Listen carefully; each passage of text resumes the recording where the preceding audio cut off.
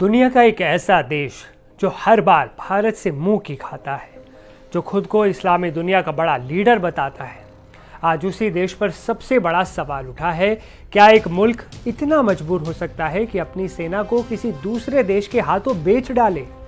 क्या एक संप्रभु राष्ट्र की सेना अब ऑन रेट पर काम करती है, पैसों पर?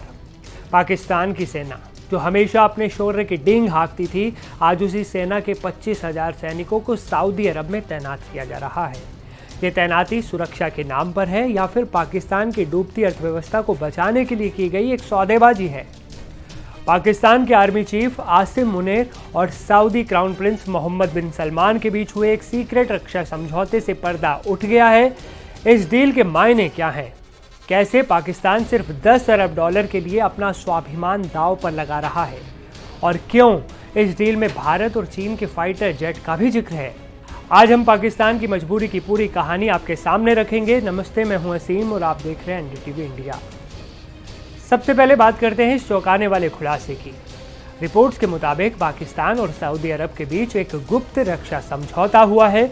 इसके तहत पाकिस्तान अपने 25,000 सैनिकों को सऊदी अरब की सुरक्षा के लिए तैनात करेगा। ये जवान सऊदी पर होने वाले किसी भी हमले से उसकी रक्षा करेंगे, ऐसा भरोसा दिया गया है। अब सवाल ये है कि एक संप्रभु देश जो खुद को परमाणु शक्ति कहता है, अपनी सेना को भाड़े पर क्यों दे रहा है? जवाब है पैसा और कंगाली। इस तैनाती के बदले में सऊदी अरब पाकिस्तान में 10 अरब डॉलर का भारी भरकम निवेश करेगा। साथ ही व्यापार को 5 अरब डॉलर से बढ़ाकर 15 अरब डॉलर करने का वादा उसने दिया। यानी पाकिस्तान ने अपनी सेना को गिरवी रखकर अपनी डूबती अर्थव्यवस्था को बचाने की आखिरी कोशिश की। ये सिर्फ सौदा नहीं, बल्कि पाकिस्तान के लिए एक बहुत बड़ा शर्म का विषय है।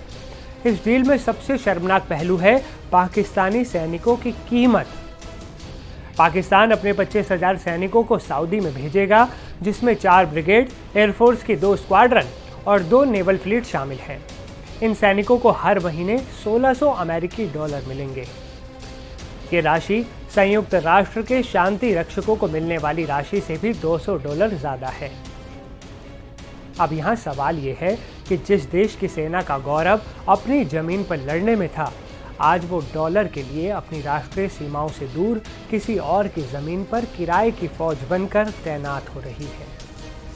क्या पाकिस्तान के लिए अपने जवानों की कीमत सिर्फ कुछ डॉलर रह गई है? इस डील का दायरा सिर्फ सैनिकों की तैनाती तक सीमित नहीं है। पाकिस्तान सऊदी अरब को सैन्य उपकरण, मिसाइलें और टैंक तक देना चाहता है या फिर देने का वादा किया है। यही नहीं, सऊदी अरब की असली रुचि चीन की उस तकनीक में है जिसे पाकिस्तान इस्तेमाल करता है। सऊदी अरब पाकिस्तान से JF-17 फाइटर जेट और चीन से J-10C फाइटर जेट खरीदना चाहता है, जिसे राफेल का टक्कर देने वाला विमान वो मानता है। यानी पाकिस्तान एक तरफ अपनी सेना बेच रहा है तो दूसरी तरफ वो चीन की तकनीक का ब्रोकर भी बन रहा है। सऊदी अरब इजराइल के खतरे से निपटने के लिए आधुनिक एयर डिफेंस सिस्टम और रॉकेट फोर्स कमांड बनाने की योजना बना रहा है, क्योंकि उसको खतरा है कि इजराइल उसे नुकसान पहुंचा सकता है।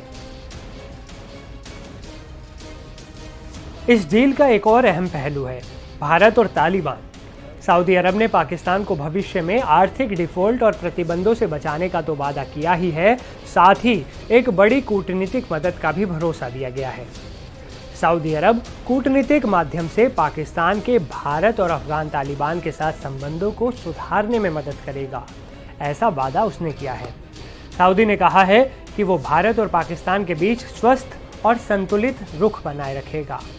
सोचिए, पाकिस्तान की स्थिति आज इतनी कमज़ोर हो चुकी है कि उसे अपने सबसे बड़े दोस्त सऊदी अरब से अपने ही पड़ोसी मुल्क से बातचीत करने के लिए मीडिएटर की भूमिका में लाना पड़ रहा है। उसे मध्यस्थता करवानी पड़ रही है। जिस देश ने हमेशा भारत के खिलाफ आग उगली, आज वो उसी देश से सऊदी की मदद से बात करना चाहता है, रिश्ते सुधारना चाहता है। ये पाकिस्तान के लिए कूटनीतिक हार से कम नहीं है दोस्तों। ये डील पाकिस्तान की हकीकत को दर्शाती है। एक ऐसी सेना जिसे राष्ट्र की सुरक्षा करनी चाहिए थी, आज वो डॉलर के लिए दूसरे देश पर भाड़े की सेना बनकर जा रही है। एक ऐसा देश जो आर्थिक रूप से घुटनों पर आ चुका है और अपनी विदेश नीति को भी सऊदी अरब के हाथों गिरवी रख चुका है। सवाल ये है यहाँ कि क्या पाकिस्तान की सेना के इस कदम से देश का गौरव और स्वाभिमान बच पाएगा, जो पहले ही सवालों के घेरे में रहता है। आपकी क्या राय है, हमें कमेंट बॉक्स में आप ज़रूर बताएं। और देश और दुनिया की तमाम बढ़िया खबरों के लिए आप देखते रहें NDTV इंडिया।